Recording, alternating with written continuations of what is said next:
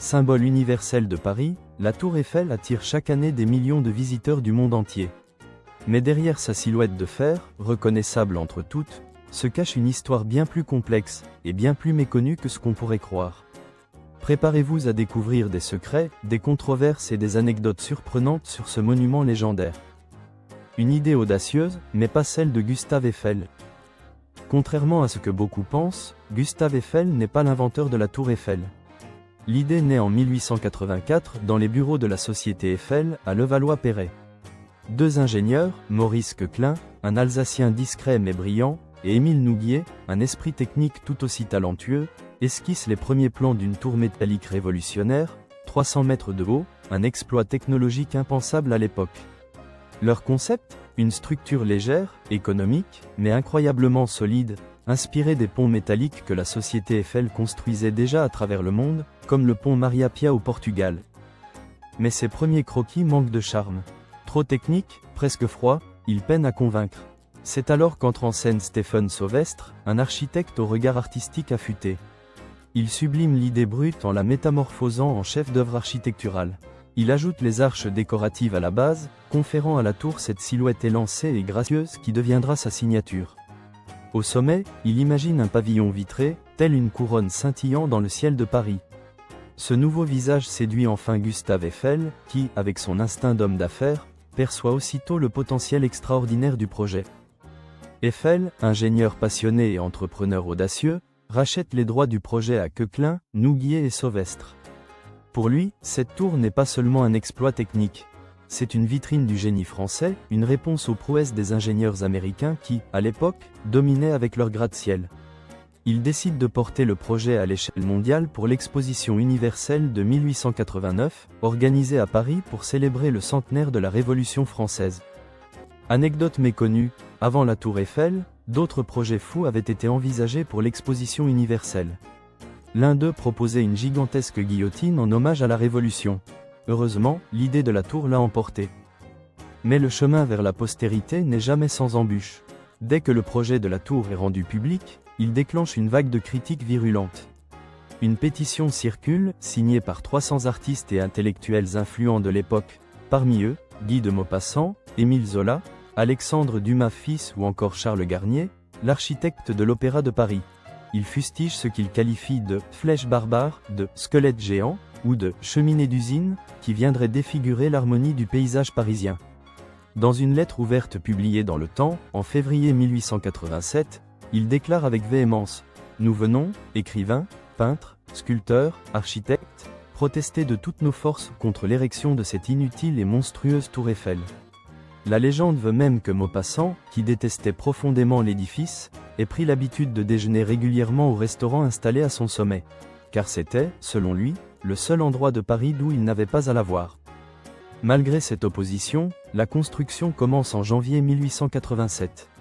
Et là, c'est une prouesse. En seulement 2 ans, 2 mois et 5 jours, la tour est achevée, employant 250 ouvriers et utilisant 18 038 pièces métalliques assemblées par 2 500 000 rivets. Chaque pièce était préfabriquée avec une précision millimétrique dans les ateliers Eiffel, comme un gigantesque puzzle en fer. Fait incroyable pour l'époque, aucun ouvrier ne meurt durant le chantier, une rareté dans une période où les accidents étaient fréquents sur les grands travaux. Anecdote fascinante, les ouvriers, surnommés les voltigeurs, travaillaient sans harnais de sécurité, grimpant sur des échafaudages à des hauteurs vertigineuses. Leur courage était tel que certains s'amusaient à lancer des rivets chauffés à leurs collègues en contrebas, qui les attrapaient avec des pinces. À l'origine, la tour Eiffel ne devait être qu'un monument temporaire. Son permis d'exploitation, accordé par la ville de Paris, stipulait qu'elle serait démontée au bout de 20 ans, soit en 1909. Mais alors, comment a-t-elle échappé à ce destin? La réponse tient à une intuition de génie. Gustave Eiffel, fin stratège, savait que l'avenir de la tour dépendrait de son utilité. Il décide donc de la transformer en un véritable laboratoire à ciel ouvert. On y mène des observations météorologiques, des expériences sur la gravité, des essais aérodynamiques. Et surtout, il y installe un mât pour les toutes premières transmissions radio.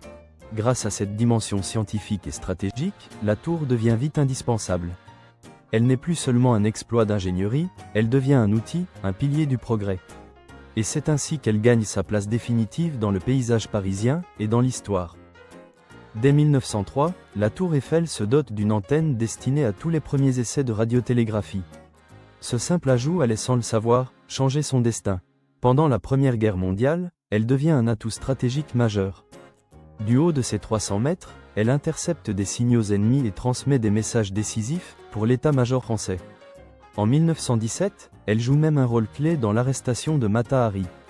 Les transmissions captées depuis son sommet permettent de démanteler un vaste réseau d'espionnage allemand. Cette contribution militaire finit de convaincre les autorités. La tour Eiffel ne doit plus être démontée.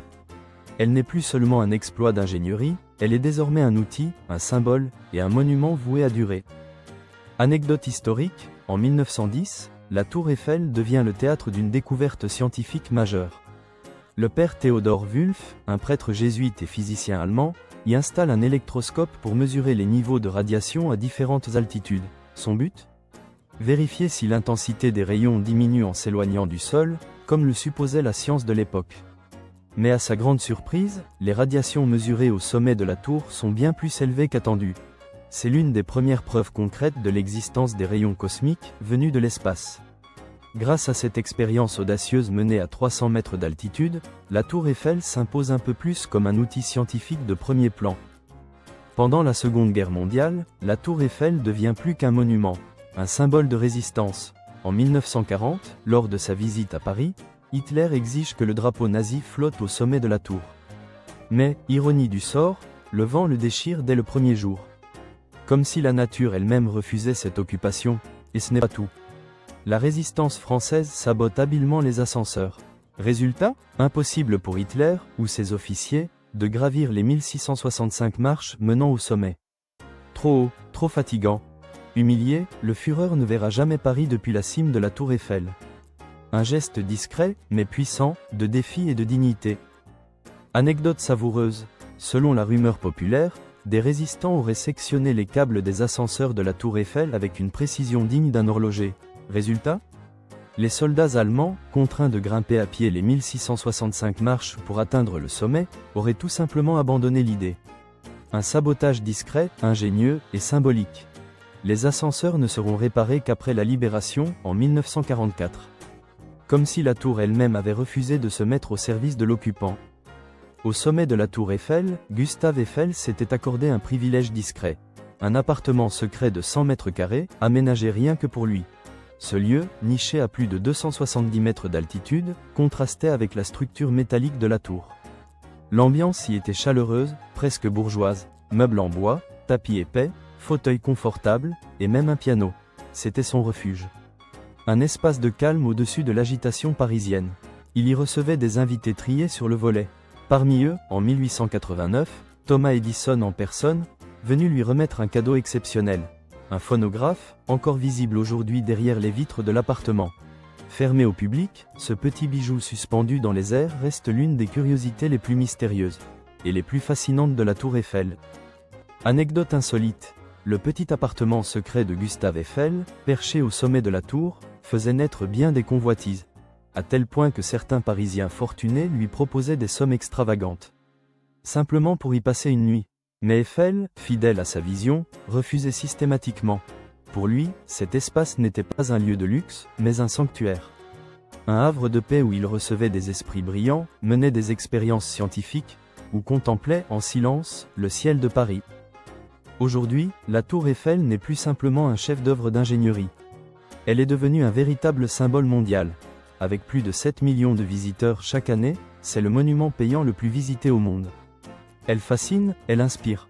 Des générations d'artistes, d'écrivains, de cinéastes l'ont célébrée. On la retrouve dans plus de 500 films, de James Bond à Ratatouille. Tous les 7 ans, elle change de robe. 60 tonnes de peinture sont nécessaires pour lui redonner son éclat, dans un chantier titanesque suspendu dans les airs. Et en 2024, pour les Jeux Olympiques de Paris, elle s'est habillée d'immenses anneaux olympiques, confirmant ce qu'elle est depuis longtemps. Une icône universelle, à la fois ancrée dans l'histoire, et tournée vers l'avenir. Mais la tour reste aussi le théâtre de plusieurs histoires insolites. En 1925, Victor Lustig, un escroc légendaire, réussit à vendre la tour Eiffel à des ferrailleurs crédules, non pas une, mais 2 fois. Cette histoire incroyable, digne d'un film, montre à quel point la tour fascine, même les esprits les plus malins. Anecdote moderne, En 2008, une femme a épousé la Tour Eiffel dans une cérémonie symbolique, changeant son nom en Erika la Tour Eiffel. Preuve que la Dame de Fer continue de susciter des passions inattendues. Conclusion, une histoire qui continue de s'écrire. La Tour Eiffel, c'est bien plus qu'un assemblage de fer. C'est un symbole de l'audace humaine, de la résistance, et de l'innovation. De la vision de Koechlin et de Sauvestre, à son rôle, dans les guerres mondiales, en passant par les expériences scientifiques d'Eiffel, elle raconte plus d'un siècle d'histoire. Et vous, saviez-vous que Gustave Eiffel n'était pas le véritable inventeur de la tour? Quelle anecdote vous a le plus surpris? L'appartement secret d'Eiffel, les sabotages de la résistance, ou peut-être l'histoire de Victor Lustig? L'homme qui a vendu la tour Eiffel, 2 fois. Pour cette histoire incroyable de Victor Lustig, cliquez juste en bas. Abonnez-vous à la chaîne pour ne pas rater nos prochaines histoires étonnantes et activez la cloche pour être notifié à chaque nouvelle vidéo.